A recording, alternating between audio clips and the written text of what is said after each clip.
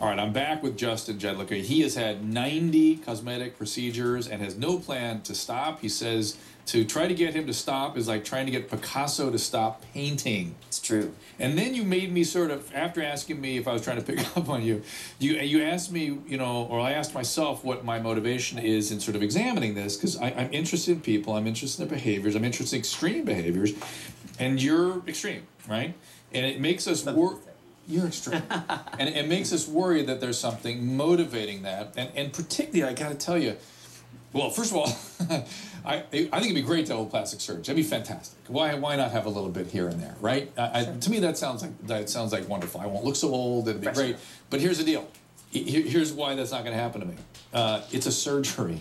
And I understand what that means, you know, to have a surgery and to go under the knife and to take those risks for a cosmetic purpose that sort of, for me, I'm going to use a strong word like superficial, okay? That I don't really want to put that. Now, how would you respond to that?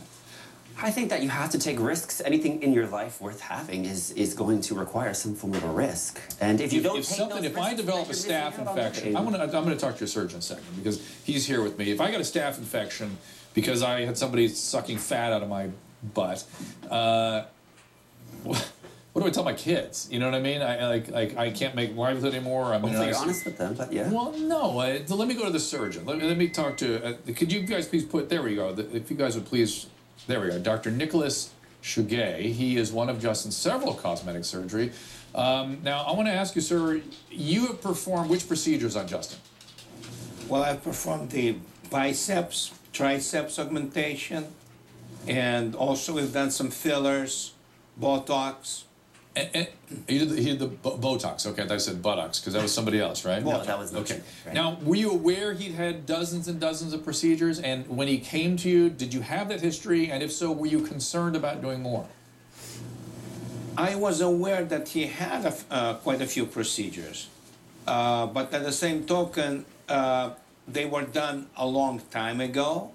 They were a period of time before, and we have discussed complications and everything that has to do with each procedure.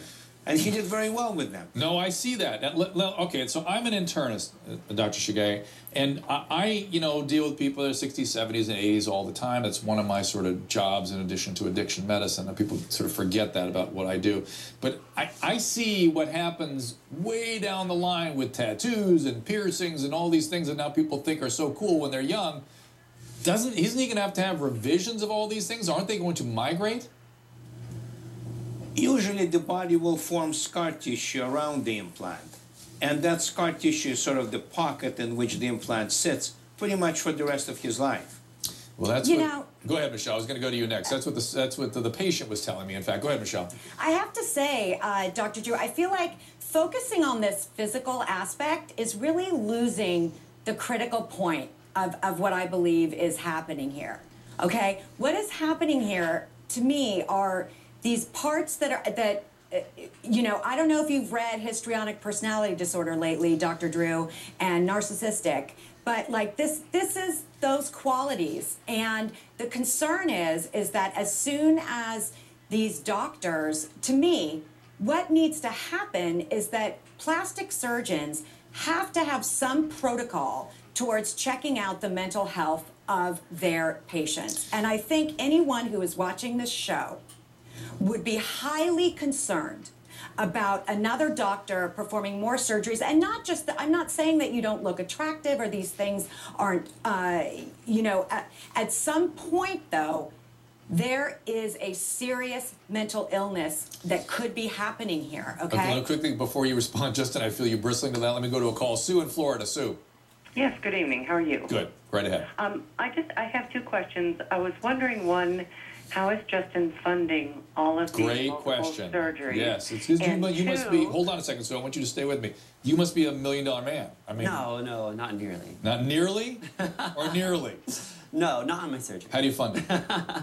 I was brought up in a lower-income family, and I was taught the value of $1, and I've always just saved for my surgeries, and it was something that was important to me. And do you take loans out for them? No, never. You never take loans? Nope, and I have no debt. What do you do for a living?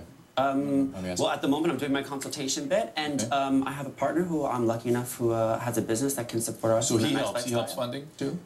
He does if I ask. Sure, but I also use my own savings. Fine. Sue, second question. Yes, and I just wondered, has Justin had any surgeons refuse to provide any of the surgeries that he's requested previously? How about that? Never based on motivations, no. What does that mean? I've had doctors based on motivation. that didn't want to take on the risk. The possibility of making my nose worse because I had already had revisions before. But it wasn't based on my expectations being unreasonable. Well, hold on a second. So you were turned away by surgeons because you were pressuring for a repeat and revision, and then you shopped the doctor until you found one that would do it? No, I went to more skilled doctors. More skilled doctors. I went to people who specialize in minor revision, and not all people. Well, let me talk to Dr.Chugay. Hang on a second, Michelle. Dr.Chugay, is that okay? Is it should patients be driving these things to that extent? Well, again, we talked with Justin before about his nose. I told him, Justin, don't let anybody touch your nose again. Well, 5 surgeries is plenty. Okay, right. Yes, it is. But somebody told him that at 4.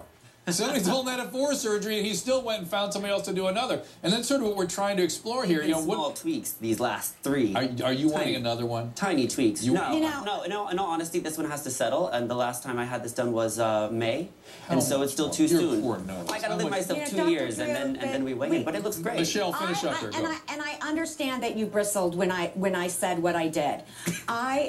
I feel for you. But you live in LA. This is the most highly concentrated area of plastic surgeons. I know, but that's not the point. See, I have to say, where you keep going is you rationalize, you deflect, you don't look at the reality of what is being said to you. Those are all, I'm concerned for you. Okay, honestly, guys, that's Michelle, why I'm saying this. Point taken. Justin, back with you, back with your doctor. More of your calls for Justin, 855-373-7395. Do give us a call. We'll be right back.